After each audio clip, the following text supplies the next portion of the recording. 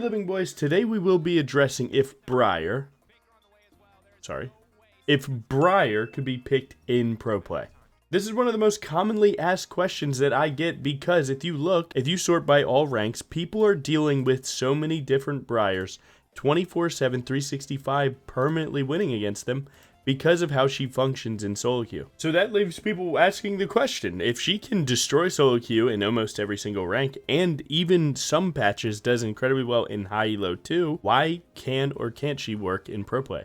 Now, I know what you're thinking is the number one reason, and I promise you that is not, and that's when people talk about how she cannot control herself. I feel like most high elo briar mains would often disagree with this now since the dust has settled and she's been out for about 2 years now, where she's almost always hitting the target that you want to. You just have to put in enough hours to know the way to approach fights. Now I'm going to show you this clip of Owner playing in the Red Bull 2024 tournament, which was basically right after briar came out. He kicks ult and misses, but the ult was being aimed at Braum, and then he W's into a Braum. Again, the dust has settled on this one in particular too. Like if they have Braum, briar, you have to approach from the other side, but then Faker comes in, gives him a good 4-man ult, and, well, life ends up pretty good. So what's the point? I would say that briar players more times than not will not be hitting the wrong target as much as people think. There will be situations that are already lost, and then briar will be hitting the wrong target, but again, you had already lost those situations in the first place. So to address the first common concern people have about briar just hitting the wrong targets, I don't think that'll actually happen as much as people think. So you could say that first point is a point towards briar being able to play in pro play. Now let's go into some of the points against her being able to be picked in pro play, and that is pro play jungler meta. So you can see top end here for season 15 is Xin Zhao, Wukong, Vi, Sejuani, Pantheon, Maokai, and so on. And when you look at all these champs and you think about what they're so good at, I would say the main thing that they're good at is that they are very effective on low gold. More times than not, pro play junglers will get to about 2 to 2.5 items before they have to start sacrificing their camps and give all the gold funnel into their carries. So you need to be very effective on 2 to 3 items, and which I would say briar can be, but these champions are able to do it easier without as much setup from your team. One of the coolest things about briar is that she does actually beat a lot of these meta picks like Xin Zhao and Vi and certain things like that, especially when she has an idea. If I buffer my briar E into a Vi Q and I'm able to put Vi into the wall, well, we win that 2v2 like it's nothing. The problem is I have to know exactly, or the player rather, needs to know exactly what will happen, and that just isn't what pro play is all about. If everyone knew what everyone would do, this game would look a lot different, but the variance and human error is such a big part of it that sometimes briar can add some inconsistencies there. So to say that point more directly, I would say that briar needs all 3 spells and a good situation to get her top end, and her top end is actually higher than other champions. It's just the fact that you always need all 3 spells. Whereas like if a Xin Zhao has to E away to a camp, right, to get out of a bad spot, he can still walk up and fight with Q and W. Whereas if briar has to use W over wall, she only has QE, which isn't as consistent. So I would say that although she does have a higher top end, she does come with more risk, and again, in the name of pro play consistency, that is not really what she's providing. Now I'm going to go on a slight rant here of multiple different topics, but stay with me, I'll make it make sense. So the first thing I covered was just the idea that briar does like to snowball past 3rd item, and snowballing isn't always the most consistent strategy. If so, you'd pick someone with a higher top end for snowballing if you knew that you could do it every time, of course. Right, and then second point is, her targeting the right champion, in which most cases she would be, unless she ults the wrong target, in which she would just tap E and then WQ and hit someone else. Although that would be slightly weaker, you would still be hitting the right target. But let's talk about like how bruisers work. I think one thing that people don't realize about bruisers is when one bruiser or one pick is so absurdly strong, it actually doesn't matter who it is or what it is if it's worth it. So, for example, if any bruiser were to get hit on a patch note so buffed that they could just win every 1v1 just by stat checking flat out with base stats, then they would be picked. And that seems realistic for briar, I will say. Sometimes when, if the meta is just a bunch of weak bruisers, every other bruiser gets like super hard nerfed and people just throw briar a pick, I think it'll work out pretty well, and people wouldn't be surprised. One of the things I think keeping that from happening is the fact that this character is gated by a lot of play. I think you do have to put in like 20 games to really understand what you want to do and what you can do in fights. I don't think it's very obvious, and because of that, sometimes it's like a time management thing where like, is putting 20 games of Briar in scrims worth your time over practicing a different champion that your jungler needs to work on or wants to get better at? I don't think so. But I do think it's also worth noting, like, again, she can be very meta defined where, like, if it were back in Brand Zyra meta, you would never pick Briar. Those are two of your worst matchups ever. They out-tempo you, they out-clear you, they do literally everything better. They fight and deal more damage than you. They provide pretty consistent CC. Just, I mean, those champions demolish Briar, and you wouldn't ever want to pick her up for that. But you would pick her up if things like Vi, Udyr, Silas, like these things that, you know, they provide different kind of utility, but not as much just direct skirmish. And, you know, once they're in, if they catch a Briar Q, they're just dead. Those champions are free farm for her. So to summarize some of the points that I just went over one last time, again, I don't think she functions as well on 2.5 items to 3, unless you get a really top-end scenario. I don't think that the added inconsistency that she provides by losing a spell and not knowing exactly what will happen in a lobby can dissuade teams or just players from wanting to play her, and that is 100% real. And then lastly, we went over metagame, where some metas are just tough for her to be played, and I don't think she's so absurdly strong to bypass that. Now, I pulled up HLA vs. Fly here for 2024 Worlds. I think this shows two important concepts that Briar needs to acknowledge, where she doesn't have the best neutral game. So neutral game in fighting game is like basically when you both are standing next to each other, who can get an advantage from that state. So, you know, Nunu kind of bypasses this concept by just running a snowball right at you, but it's still kind of what he wants to do, right? So he's going to shoot this snowball, and he's going to try and get a cooldown. He's going to try and get some damage for free without taking some, right? But it's not so much of an engage that he just all or nothing dies for it, right? He can stop the ball, he can get away from it, and so on. So you can see right there, that is something that Briar isn't that good at. She's more all in, right? If a good engage happens, she ults, things go very well. Now, you can see that this actually is a big concept in higher elo, I'll say, is like, you know, how I walk, what my body language tells the enemy team, you know, those things do add up a ton.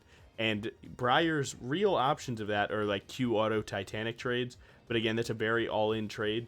You know, a lot of times you'll find out that using Q auto Titanic, then WEing backwards is like your best thing. But again, it leaves you like 15 seconds of cooldown, which really is kind of weak.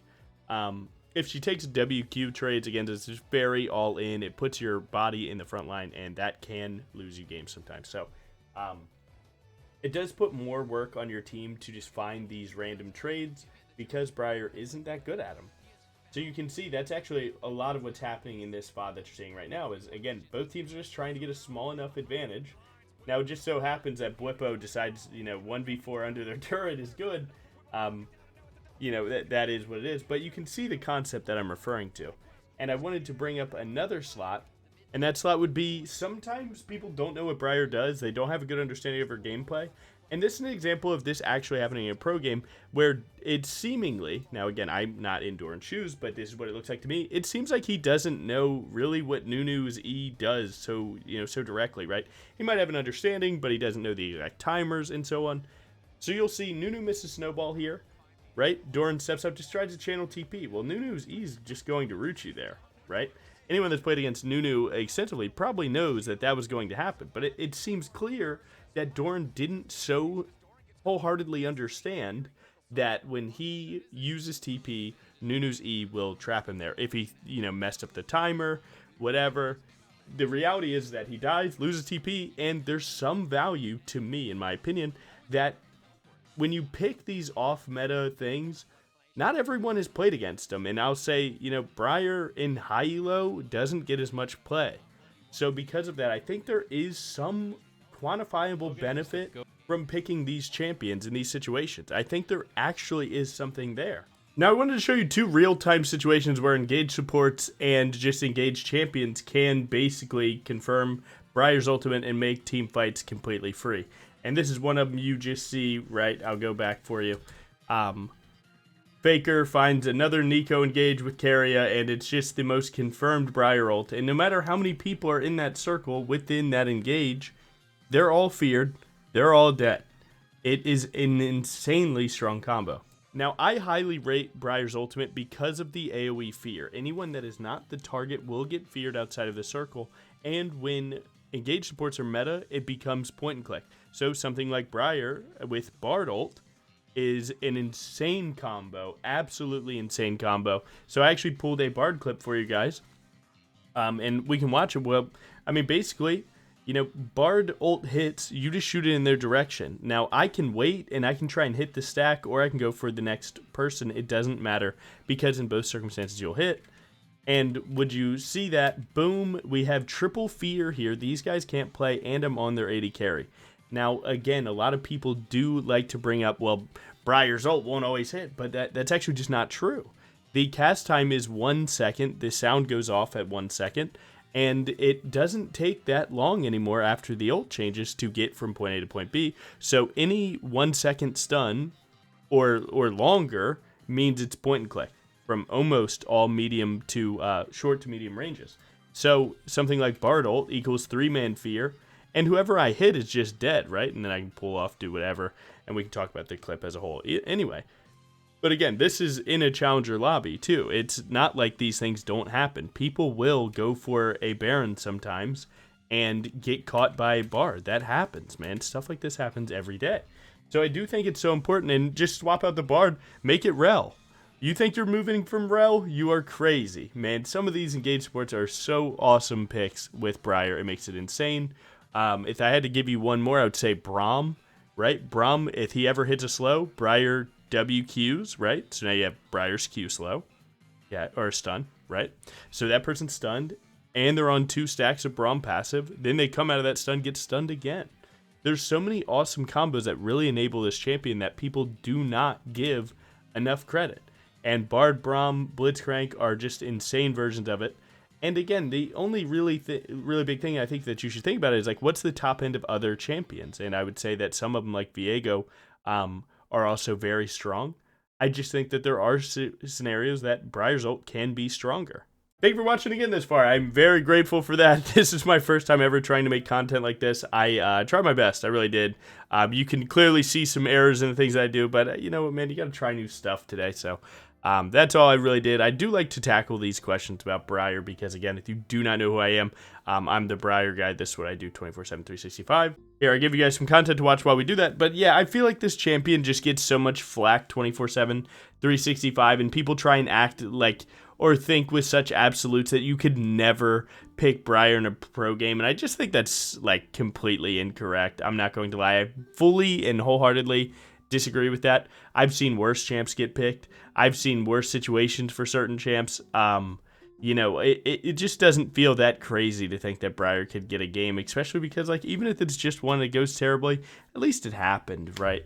And I do, again, I'm the one trying to permanently bring this champion to 3,000 LP, right? My highest with this champion is 900 LP Challenger. I've seen some of the games that play more similar to pro play than solo queue, right? Like some solo queue games to me get very competitive and, try and move around and simulate pro play in that way. And, when I'm blessed to be in a lobby like that, I try and be very objective about how I see Briar in them. And I can't be more clear.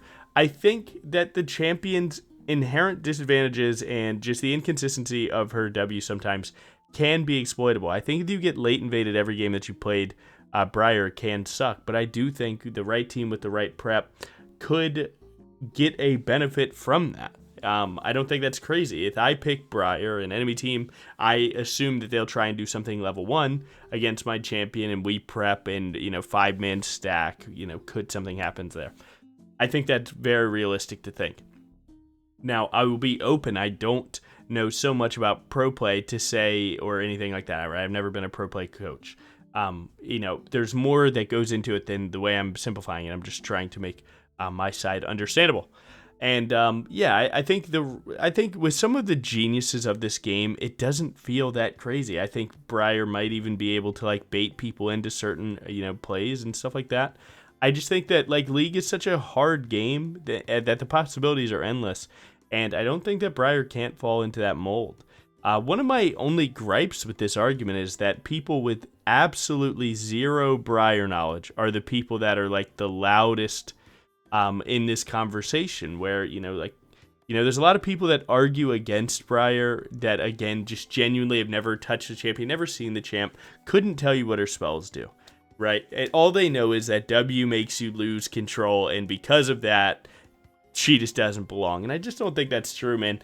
I literally love this champion's ultimate for team fights, and I really don't struggle with hitting the right target. Like if ult hits the wrong person, again, you can just tap E and go WQ and try and set it up. I do think Briar's team fights with ultimate are like some of her strongest moments. It's not unfair when someone says like this other champion could do more given the same scenarios. I do think that's true. That's not a crazy thought. I mean, like meta exists for a reason. Some champions are stronger than others in certain times, and that's what patch notes do. Just how the game evolves.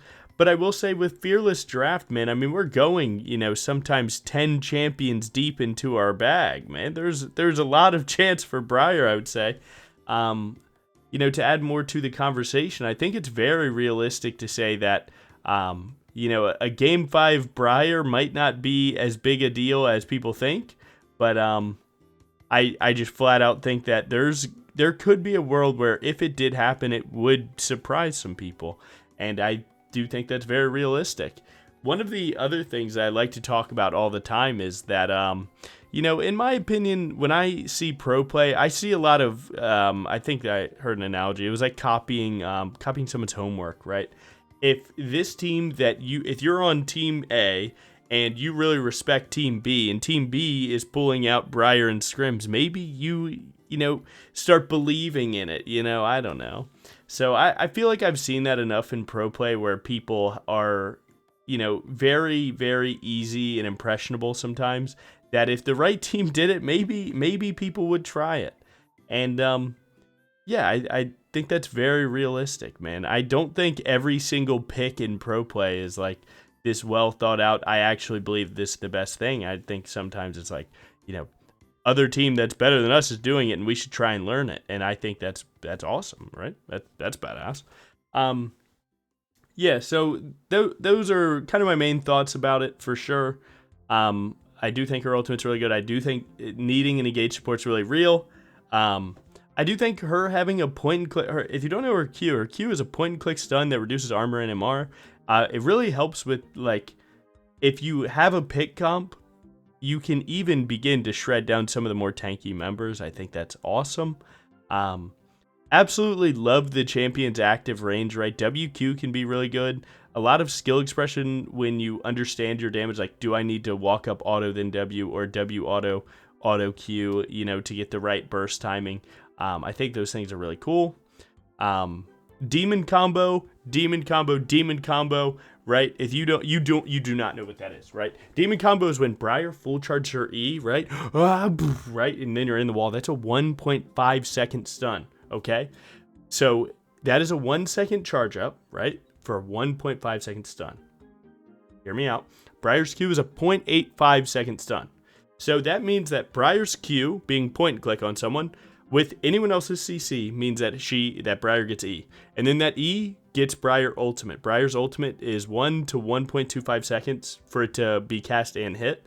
So that means that Briar plus another champion can confirm Briar's ultimate, which can be so good at denying enemy team, like, answering your engage. So I think Briar QER is really good, and then she has W to follow. I think Demon Combo is, like, what makes the champ so doable, in my opinion. Again, I will say her weakest disadvantage, in my opinion, is just the fact that, from neutral, right, when both teams are standing next to each other, she really can't do too much other than take position for a flank ult. But yeah, man, I really do think that there's parts of this game that could genuinely be ruined by you picking Briar. I think that's real. I think there's parts that could genuinely be saved by you picking Briar. So, do I think that the champion is a great pick in pro play right now? No. Do I think that the champion could work? Yes. Do I think that the champion could be a decent counter pick against certain team comps? Hell yes. There's some comps that just don't have damage to kill Briar, in my opinion. So overall, I think that's where I'm at with it. Again, I'm trying a new video style, so I'm sure I missed some of my favorite points, but trying to keep this as short as possible for you guys so you can get back to your day and live your dream. But yeah, I do think that I'm going to get a lot of like really disingenuous haters, you know, in this argument, and you know, that's okay. It's no big deal. I do hope that if one person gave Briar more of a thought in pro play, that this video is a dub, right? So so that's where I'm at with it. Again, just to be clear, right? I don't think she's great. I do think that she could grief some games. I do think there's some games that she could hard carry. So much like everything else, man, there's a balance to it. And could a team benefit from picking her up? Probably out there, you know, maybe in a different time. Maybe right now is not the day. Maybe next month is. So that is what it is. I do appreciate you watching. Again, this is very new for me. I make full gameplay videos 24/7, but you know, content's cool. It's a cool thing, right? I get to try new things. So hopefully, you know, you can leave me some decent constructive criticism about like how to set up the video and what parts you like the best, what parts felt like they kind of lost you. I would appreciate that. Thank you for watching, man. I'm truly grateful. Truly grateful. Thank you for watching. Again, thank you so much. Have a good one. Go play some Briar. Give her a try. If you're someone deep in esports, bro, get me a scrim VOD of them playing Briar. I will happily try and help anyone learn this champion. So please, bro,